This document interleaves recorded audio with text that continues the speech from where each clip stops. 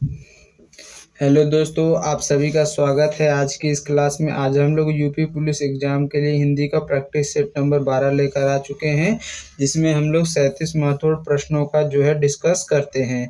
जिसमें आप 5 गद्यांश के प्रश्न होते हैं, बाकी हिंदी ग्रामर के प्रश्न होते हैं। तो आशा करते हैं आप लोग अच्छे होंगे, अच्छे से अपनी स्टडी कर रहे होंगे। कमेंट करके बताइए आप लोग कैसे हैं।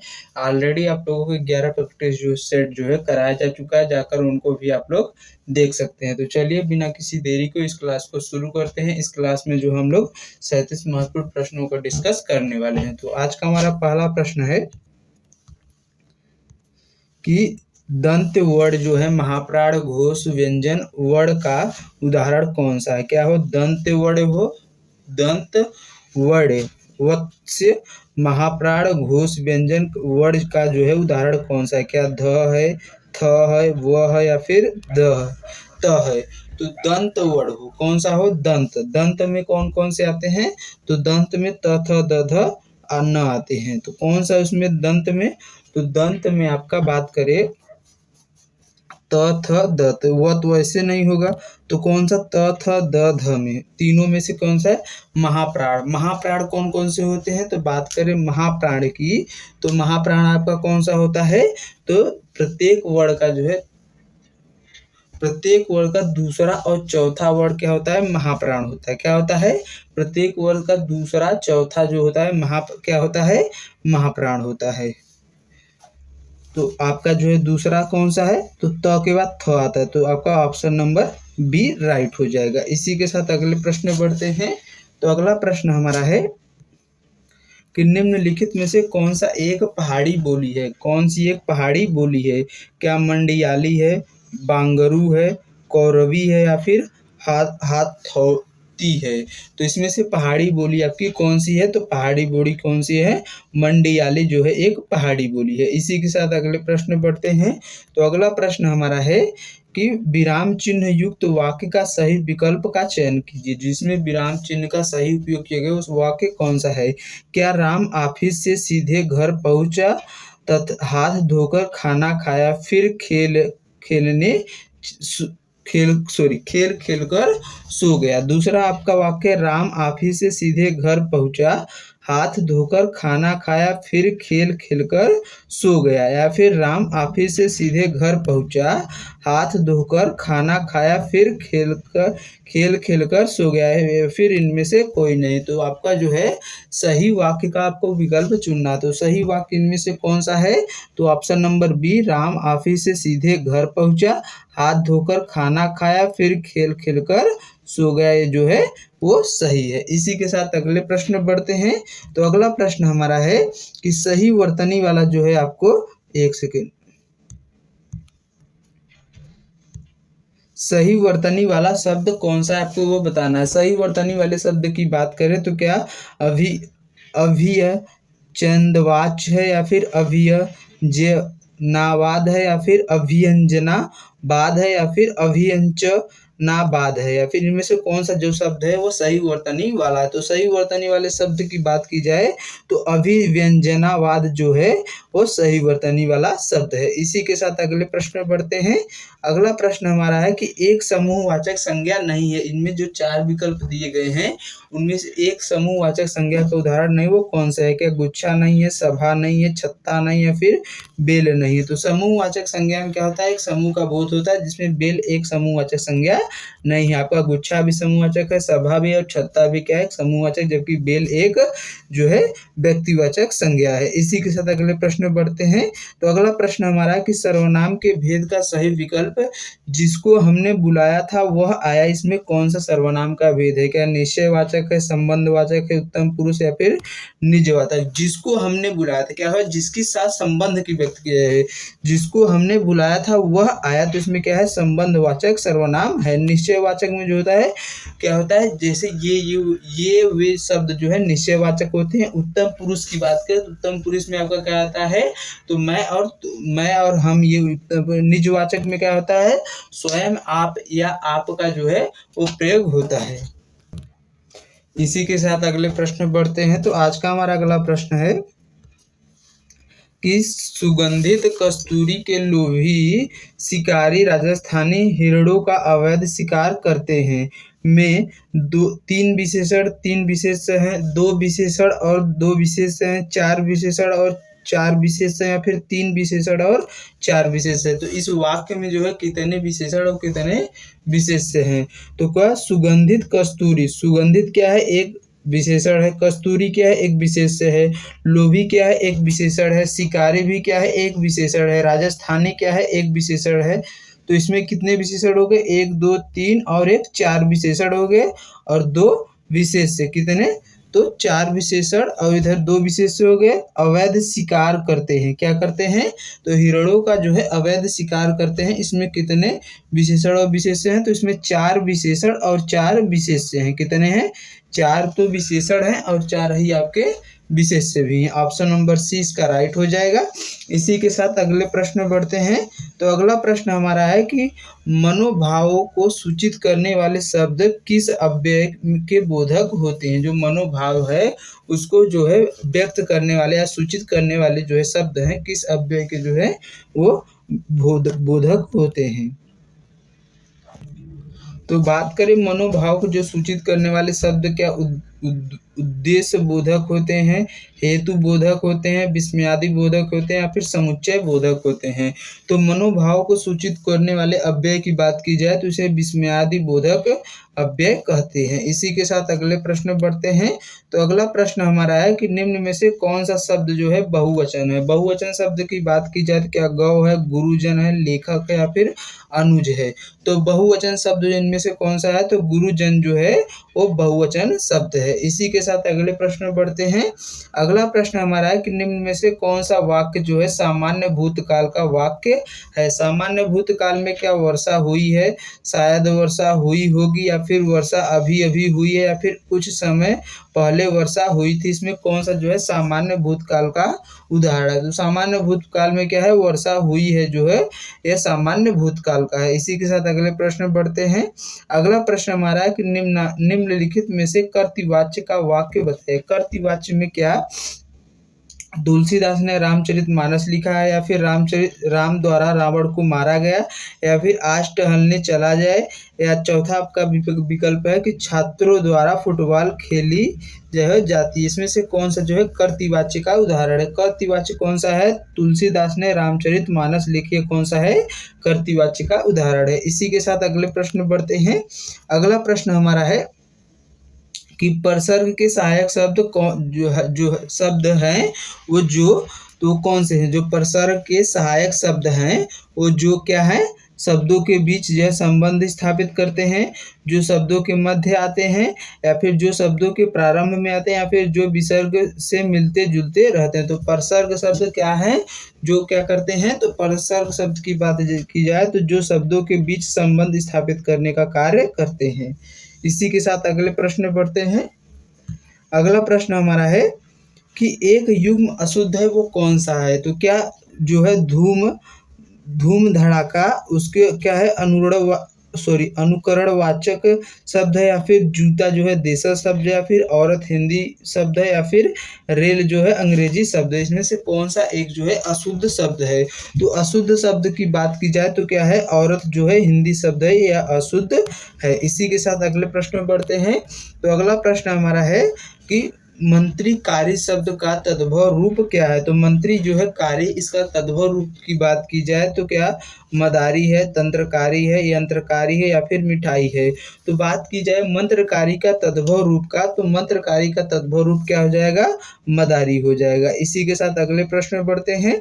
अगला प्रश्न हमारा है कि आहट वाहट जो है आस आदि का किस प्रकार के जो है तद्धित प्रत्यय हैं? जो किस प्रकार के तद्धित प्रत्यय हैं? तो कर्तृवाच्य है, कर्मवाच्य है, भाववाच्य या फिर संबंध वाचक जो है तद्धित प्रत्यय हैं। तो बात करें आहट, आवट और आस जो हैं ये सभी कौन से प्रत्यय हैं? तो ये सभी जो हैं आपके भाववाचक जो है प्रत्यय हैं। इसी के साथ अगले प्रश्न बढ़ते हैं। अगला प्रश्न हमारा है कि नीचे दिए गए शब्द युग में से कौन सा त्रुटिपूर्ण है? तो त्रुटिपूर्ण जो शब्द है इनमें से कौन सा है? क्या अनुग्रह का आग्रह, अनंत का शांत, जड़ का चेतन, आकृष्ट का विकृष्ट। तो इसमें से कौन सा जो है त्रुटिपूर्ण शब्द है? तो त्रुटिपूर्ण शब्द की बात की जाए तो इनमें से कौन सा है? तो आपका जो है त्रुटिपूर्ण शब्द कौन सा है? अनुग्रह का आग्रह जो है एक त्रुटिपूर्ण पूर्ण जो है वो शब्द है। इसी के साथ अगले प्रश्न पर बढ़ते हैं। अगला प्रश्न हमारा है कि वनिता जो है शब्द का पर्यायवाची शब्द क्या होगा? वनिता जो शब्द है इसका पर्यायवाची शब्द क्या महिला होगा, सफरी होगा, चंद्रमा होगा या फिर सीता होगा? तो वनिता का पर्यायवाची शब्द की बात की जाए तो वनिता का पर्यायवाची शब्द क्या होगा? महिला। ऑप्शन नंबर ए राइट हो जाएगा। इसी के साथ अगले प्रश्न में बढ़ते हैं। अगला प्रश्न हमारा है कि अरुण शब्द का अनेकार्थी क्या है? तो अरुण शब्द का अनेकार्थी क्या सूर्य एवं गुलाबी होगा, प्रातःकालीन सूर्य एवं सिंदूर होगा, सिंदूर एवं अक होगा या फिर सूर्य एवं नवीन होगा? तो अरुण शब्द जो है इसका आपका पर्यायवाची सॉरी अनेकार्थी शब्द क्या होगा? तो अरुण का अनेकार्थी शब्द प्रातःकालीन सूर्य एवं सिंदूर हो जाएगा। इसी के साथ अगले प्रश्न में बढ़ते हैं। तो अगला प्रश्न हमारा है कि जिसका जन्म छोटी जाति यानी नीच वर्ण में हुआ होता है वो उसे उपयुक्त शब्द क्या होता है? अंडज होता है, शूद्र होता है, अंत्यज होता है या फिर अछूत होता है? तो जिसका जन्म जो है नीची जाति यानी जो है निचले वर्ण में होता है उसके लिए जो है गांव में कौन सा जो है वर्ड प्रयोग किया जाता है? तो अंत्यज उसके लिए प्रयोग होता है। और गांव में जो उसको शूद्र भी कहते हैं। तो शूद्र तो गांव की भाषा, लेकिन उसके लिए प्रयुक्त होने वाले वाक्यांश के लिए एक शब्द क्या होगा? अंत्यज होगा। इसी के साथ अगले प्रश्न में बढ़ते हैं। तो अगला प्रश्न हमारा है कि सच्छास्त्र जो है क्या? सच्छास्त्र जो है का समुचित संधि विच्छेद क्या होगा? सच प्लस छात्र होगा या फिर सत प्लस शास्त्र होगा या फिर सत प्लस छात्र होगा या फिर सच प्लस शास्त्र होगा? तो इनमें से जो है सच्छास्त्र का जो है सही संधि विच्छेद कौन सा होगा? तो सच्छास्त्र का जो है सही संधि विच्छेद की बात करें तो सत प्लस शास्त्र हो जाएगा। क्या हो जाएगा? सत प्लस शास्त्र का सही संधि विच्छेद हो जाएगा। इसी के साथ अगले प्रश्न बढ़ते हैं। अगला प्रश्न हमारा है कि बखूबी में कौन सा समास पाया जाता है? तो बखूबी में बात करें समास कौन सा है? कि अव्ययी भाव है, द्वंद्व है, तत्पुरुष है या फिर कर्मधारय समास है? तो बखूबी में समास की बात की जाए तो इसमें कौन सा समास है? तो बखूबी में आपका जो है अव्ययी भाव समास है। कौन सा समास है? अव्ययी भाव है। इसी के साथ अगले प्रश्न में बढ़ते हैं। तो अगला प्रश्न हमारा है कि निम्नलिखित वाक्यों में जो है से सरल वाक्य की जो है आपको पहचानना है। 4 वाक्य दिए गए जिनमें से कौन सा एक सरल वाक्य है? क्या यदि मैट्रिक में न फंसा होता तो जल्दी आता, सॉरी यहाँ पर क्या है? यदि ट्रैफिक में न फंसा होता तो जल्दी आता, या फिर ट्रैफिक में फंसने के कारण जल्दी नहीं आ सका, या फिर जब मैं ट्रैफिक में फंसा हुआ था इसलिए नहीं आ पाया, मैं जल्दी नहीं आ सका क्योंकि मैं ट्रैफिक में फंसा था। इसमें से कौन सा जो है एक सरल वाक्य है? तो सरल वाक्य की बात की जाए तो इनमें से कौन सा है? तो ट्रैफिक में फंसने के कारण मैं जल्दी नहीं आ सका। ऑप्शन नंबर बी इसका राइट हो जाएगा। इसी के साथ अगले प्रश्न में बढ़ते हैं। तो अगला प्रश्न हमारा है कि वर्तनी की दृष्टि से शुद्ध वाक्य जो है उसका चयन करना है। क्या विनय चूसत न हो पर है समझदार? क्या है? विनय जो है चूसत नहीं है, न हो पर है समझदार, या फिर यदि वह घर पर मिलेगा तो मैं अवश्य जाऊंगा, या जो ही मैं वहां पहुंचा त्यों ही घंटा बजाया। अगला हमारा है कि वह मर्दासन था इसलिए मैंने उसे क्षमा कर दिया। तो इसमें से कौन सा जो है सही वर्तनी वाला शब्द है? तो सही वर्तनी वाले शब्द जो है वाक्य की बात की जाए तो इनमें से कौन सा है सही वर्तनी का? ज्यों ही मैं वहां पहुंचा त्यों ही घंटा बजा, ये सही वर्तनी वाला शब्द है। इसी के साथ अगले प्रश्न में बढ़ते हैं। अगला प्रश्न हमारा है कि उन्होंने अपने ज्ञान को स्वयं तक नहीं रखा बल्कि ज्ञान को जो है चाणक्य नीति में लिखकर खाली स्थान आने वाली पीढ़ियों के लिए भी दे दिया। तो किसने यहाँ पर खाली स्थान पर जो है क्या भरा जाएगा, क्या सीमित और भविष्य में, छुपा और आगे, आगे की, या फिर सीमित और अपनी, या फिर नियत और अपने। तो इसमें क्या कौन सी जो है वो वर्ड जो है वो भरा जाएगा। तो उन्होंने अपने ज्ञान को स्वयं तक सीमित नहीं रखा, बल्कि जो है चाणक्य नीति लिख कर उसे क्या किया, तो चाणक्य नीति को लिख कर उसे जो है सीमित और अपनी आने वाली पीढ़ियों के लिए भी दे दिया। इसी के साथ अगले प्रश्न बढ़ते हैं। तो अगला प्रश्न हमारा है कि निम्नलिखित में से कौन सा जो है रस विभत्स का विरोधी है। जो विभत्स है उसका कौन सा विरोधी रस है, क्या भयानक है, वीर है, श्रृंगार है, या फिर करुण रस है। तो विभत्स रस का विरोधी रस इनमें से कौन सा है, तो श्रृंगार रस जो है विभत्स रस का विरोधी रस होता है। इसी के साथ अगले प्रश्न बढ़ते हैं। तो अगला प्रश्न हमारा है कि श्री गुरु चरण सरोज निज मन मुकुल सुधारु, बरनय रघुवर विमल जस, जो दायक फल चारि में कौन सा छंद है। तो इसमें जो है ये कौन सा है, इसमें छंद की बात करें, क्या दोहा है, सोरठा है, रोला, या फिर बरवे है। तो श्री गुरु चरण सरोज निज मन मुकुल सुधारु, बरनौ रघुवर विमल जस, जो दायक फल चारि में अपने छंद बताना है। तो आपको छंद इसमें कौन सा है, तो इसमें आपका दोहा छंद है, जो क्या है हनुमान चालीसा का यह एक पंक्ति है। इसी के साथ अगले प्रश्न में बढ़ते हैं। तो अगला प्रश्न हमारा है कि जिन पंक्तियों में एक ही उच्चारण स्थान से उच्चारित वर्णों की आवृत्ति होती है वहाँ कौन सा अलंकार होता है। जैसे एक ही उच्चारण स्थान से जब वर्ड जहाँ से उच्चारित होते हैं, एक ही प्रकार के उच्चारण स्थान वाले वर्डों का जब आवृत्ति हो तो वहाँ पर लाटानुप्रास, श्रुत्यानुप्रास, या फिर छेकानुप्रास, या फिर वृत्यानुप्रास होता है। जब एक ही जो है उच्चारण स्थान से उच्चारित होने वाले वर्णों की आवृत्ति होती है तो वहाँ पर कौन सा अलंकार होता है, तो वहाँ पर आपका श्रुत्यानुप्रास अलंकार होता है। ऑप्शन नंबर बी राइट हो जाएगा। इसी के साथ अगले प्रश्न में बढ़ते हैं। अगला प्रश्न हमारा कि अति का भला न बरसना, अति की भली न धूप, लोकोक्ति का अर्थ क्या है। अति का भला न बरसना, अति का भली न धूप, इस लोकोक्ति में कौन सा जो है अर्थ है। तो अर्थ क्या, अधिक बारिश होना है, या फिर अधिक धूप निकलना, या फिर किसी भी बात का अधिक होना ठीक नहीं है, या फिर बरसात में धूप निकलना है। तो इसका क्या अर्थ हो जाएगा, तो किसी भी बात का अधिक होना ठीक नहीं होता है। ऑप्शन नंबर सी राइट हो जाएगा। इसी के साथ अगले प्रश्न बढ़ते हैं। अगला प्रश्न हमारा है कि आदिकाल का जो है संभावित, क्या आदिकाल का जो है संभावित समयारंभ कौन सा माना जाता है। आदिकाल का संभावित समयारंभ जो है क्या 1375 विक्रम संवत माना जाता है, फिर 1900 विक्रम संवत, या फिर 1700 विक्रम संवत, या फिर 1050 विक्रम संवत माना जाता है। तो आदिकाल का जो है संभावित समयारंभ जो है वो कब से माना जाता है, तो 1050 विक्रम संवत से माना जाता है। इसी के साथ अगले प्रश्न बढ़ते हैं। अगला प्रश्न हमारा है कि भाव विलास और रस विलास कृति के लेखक कौन है। बात करें भाव विलास और रस विलास कृति के लेखक की, क्या भूषण है, मतीराम है, पद्माकर है, या फिर देव है। तो भाव विलास और रस विलास जो है इसके लेखक की बात की जाए तो इसके लेखक कौन है, तो इसके लेखक देव हैं। इसी के साथ अगले प्रश्न बढ़ते हैं। तो अगला प्रश्न हमारा है कि टेढ़े मेढ़े रास्ते और भूले बिखरे जो है चित्र उपन्यास की किस साहित्यकार की रचना है।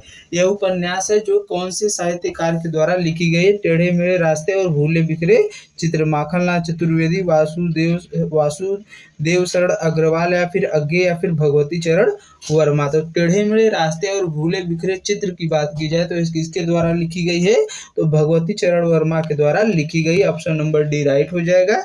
इसी के साथ अगले प्रश्न बढ़ते हैं। अगला प्रश्न हमारा कि अंतर्राष्ट्रीय मातृभाषा दिवस जो है कब सेलिब्रेट किया जाता है। अंतर्राष्ट्रीय मातृभाषा दिवस की बात करते हैं 15 अगस्त को, 21 फरवरी को, 26 जनवरी, या फिर 10 जनवरी को सेलिब्रेट किया जाता है। अंतर्राष्ट्रीय मातृभाषा दिवस की बात की जाए तो यह कब सेलिब्रेट किया जाता है, जो है अंतर्राष्ट्रीय मातृभाषा दिवस जो है वो कब सेलिब्रेट किया जाता है। तो अंतर्राष्ट्रीय मातृभाषा दिवस की बात की जाए तो आपका कब इसको सेलिब्रेट करते हैं, तो अंतर्राष्ट्रीय मातृभाषा दिवस जो है 10 जनवरी को सेलिब्रेट करते हैं। इसी के साथ अगले प्रश्न में बढ़ते हैं। अगला प्रश्न हमारा है कि उन्मूलन का उपयुक्त विलोम शब्द कौन सा है। उन्मूलन का उपयुक्त विलोम शब्द की बात करें, अवमूल्यन है, विश्लेषण है, रोपण है या फिर संश्लेषण है। तो उन्मूलन का जो है उपयुक्त जो है विलोम शब्द की बात की जाए तो क्या हो जाएगा, अवमूल्यन हो जाएगा। उन्मूलन का अवमूल्यन हो जाएगा। इसी के साथ अगले प्रश्न में बढ़ते हैं। अगला प्रश्न हमारा है कि निम्नलिखित में से कौन सा शब्द जो है बादल का पर्यायवाची है। बादल के पर्यायवाची शब्द की बात करें तो क्या नीरद होगा, वारिज होगा, अंबुज होगा या फिर पंकज होगा। तो जो बादल है शब्द, इसके पर्यायवाची शब्द की बात की जाए तो इसका पर्यायवाची पंकज हो जाएगा। इसी के साथ अगले प्रश्न में बढ़ते हैं। अगला प्रश्न हमारा है कि जिसकी लाठी उसकी भैंस लोकोक्ति का जो है सही अर्थ क्या होगा। जिसकी लाठी उसकी भैंस के लिए क्या शक्तिशाली की जीत होती है, भैंस चराना कठिन है या फिर लाठी मारना अपराध है या फिर कमजोर पर प्रहार करना है। तो जिसकी लाठी उसकी भैंस का मतलब होता है शक्तिशाली की जीत होती है। ऑप्शन नंबर ए राइट हो जाएगा। इसी के साथ अगले प्रश्न में बढ़ते हैं। अगला प्रश्न हमारा है कि महौषध का सही संधि विच्छेद क्या होगा। मह प्लस औषध होगा, महा प्लस औषध होगा, महा प्लस औषध होगा, फिर महो प्लस औषध होगा। तो महौषध का सही संधि विच्छेद की बात करें तो महा प्लस औषध हो जाएगा। क्या हो जाएगा, महा प्लस औषध। इसी के साथ अगले प्रश्न में बढ़ते हैं। तो अगला प्रश्न हमारा है कि पश्चिमी हिंदी की जो है खड़ी बोली का दूसरा नाम क्या है। हरियाणवी है, ब्रजभाषा है, कौरवी या फिर मेवाती है। तो पश्चिमी हिंदी की जो है खड़ी बोली का दूसरा नाम आपका क्या है, ब्रजभाषा है। क्या है, ब्रजभाषा है। इसी के साथ अगले प्रश्न में बढ़ते हैं। तो अगला प्रश्न ये आपकी जो है 37 प्रश्न यहीं पर पूरे हुए। अगर ये क्लास आप लोगों को अच्छी लगी है तो कमेंट कर जरूर बताइएगा। अगर कोई डाउट है तो कमेंट के माध्यम से पूछ सकते हैं। क्लास कैसी लगी आप लोग जो है, अगर क्लास अच्छी लगी हो आप लोगों को तो अधिक से अधिक अपने दोस्तों को शेयर करिए और हमें अधिक से अधिक सपोर्ट करिए। तो चलिए मिलते हैं नेक्स्ट क्लास में, तब तक के लिए अपना ध्यान रखिए। आज के लिए बस इतना ही। जय हिंद, जय भारत।